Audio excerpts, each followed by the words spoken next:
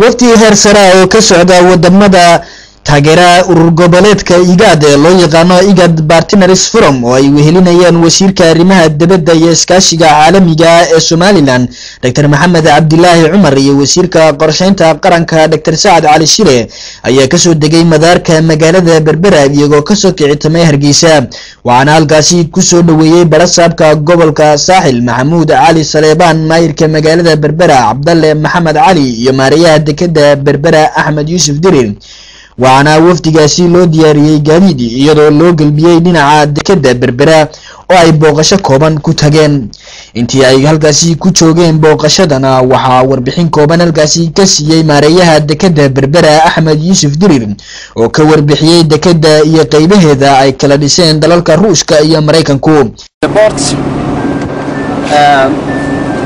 We use a container terminal, livestock export, and also general cargo import.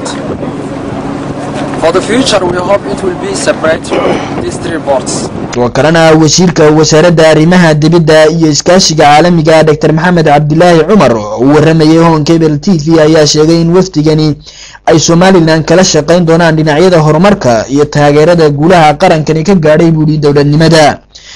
waxayna wadamadaas yihiin wadamada saaxiibka la ah urur goboleedka loo yaqaan IGAD waxayna dalka u yimaadeen inay musaacido iyo gacan ka geystaan hawlaha xagga horumarka ah ee dalka ka socda in qoleed xagga horumarka dhaqaalaha xagga tacliinta iyo xagga kale horumarka kalaba way sidii iskaashi ballaaran ay dunida ula yeelan lahayd Somaliland. xogayaha fulinta urur goboleedka IGAD injineer Maxbuub Macalin ayaa sheegay in booqashada xaaladda Somaliland iyo indhayn xaaladda guud ee dhaqaalaha ay wafdigani u socdaan.